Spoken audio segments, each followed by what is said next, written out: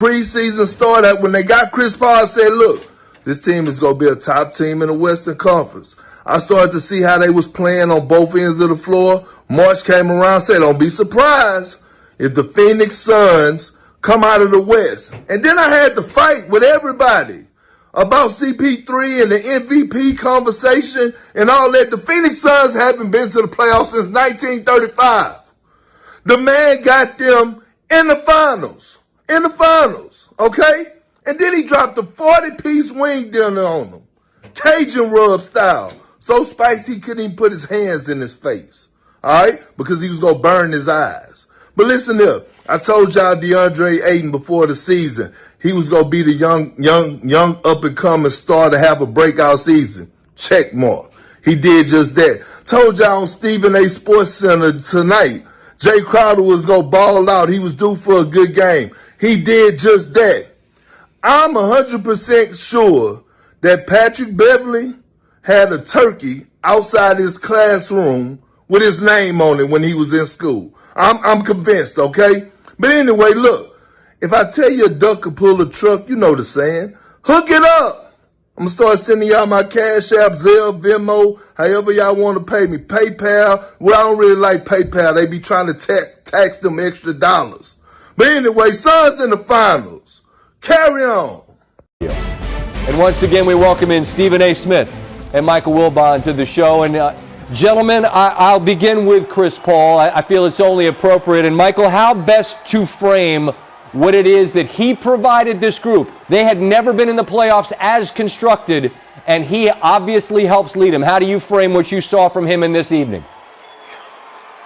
Scott, I got to go back to the beginning of it when he first knew he was going to be traded, and it's know-how, it's poise, it's intellect, it's toughness, all of those things. There's so many more, but I think at least those few sort of represent all that Chris Paul is, and he really wanted to come here, meaning Phoenix, of course. And I probably shouldn't tell this story. I'm going to tell it quickly because it's an off-the-record story. If Chris gets mad at me later, I'll put some money in a little jar. It's fine. We're working on a project, a Chris Paul generated project, and so we're doing it on Zooms in the summer and in the early fall. And during one of the Zooms at the end, Chris says, "What are you going to do now? We're done." I go, "I don't know. I'll go out and hit some golf balls." He says, "Nah, I need a favor." I said, "What?" He goes, "Can you help me look for a house in Scottsdale?" I'm like, why would a guy who's already in LA with his family need a house in Scottsdale? And I said that, and he just pauses and he says, "Think, Mike, think." And I said, it took me a while, and I went, "Oh my God, this could happen."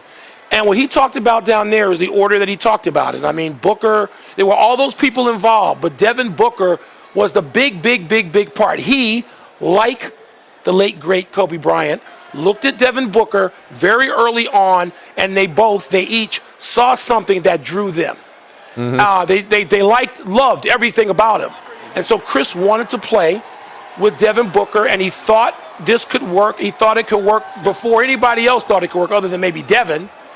And so, but all of those things characterized the way Chris felt about coming to the Phoenix Suns at the beginning of the season. You know, Mike Wilbon isn't the only one with an off-the-court story about Chris Paul. As you well know, Scott, Michael Wilbon, I executive produced a project, Why Not Us, with Chris Paul for ESPN Plus earlier this year. And a lot of times we found ourselves talking off the record about what he felt about Devin Booker. And let me tell you something about Chris Paul. He's not well liked by a few people in the NBA because he's an acquired taste, Scott. He's a guy that gets in your face, in your mug. He's incredibly demanding. He pulls no punches. He holds you accountable. That ain't for everybody, but here's what you need to know about him.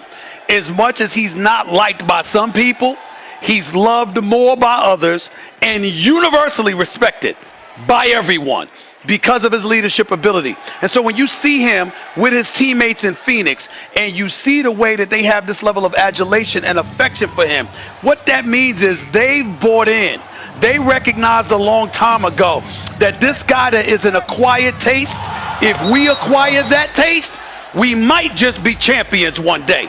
That's the kind of talk that they were having during this season when they were one of the top 2 teams in the Western Conference, and it came out tonight to reach fruition. This is about the leadership of Chris Paul. A game 6, a closeout game, fresh off of Paul George dropping 41. What does he do? Does he answer with 25 points and 15 assists? No, he drops 41. Real answer. Right. With 8 assists in 35 minutes with 0 turnovers.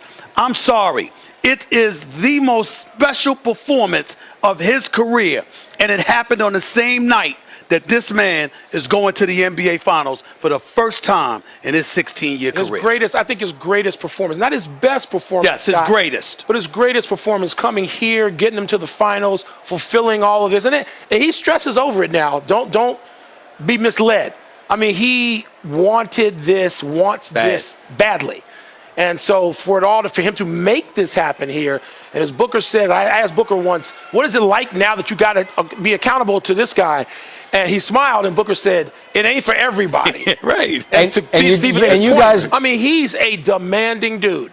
And you guys both well know that whole disrespect or chip on the shoulder thing can be a played out routine. But he's fueled by those who believe that his best time was behind him. And I think he demonstrated clearly tonight what he still possesses. And now they have at least 4 more games to prove that he could be a champion, a minted champion once and for all. As always, gentlemen, your time appreciated. We'll talk again when the finals arrive, all right? All right. Thank you, Scott. Thanks, Scott. I appreciate it. There's a yin to that yang. On the other side of the joy, there's the emotions of Reggie Jackson, who visited with us the other night. He is fueled by confidence and a passion for this game, and his season came to an end.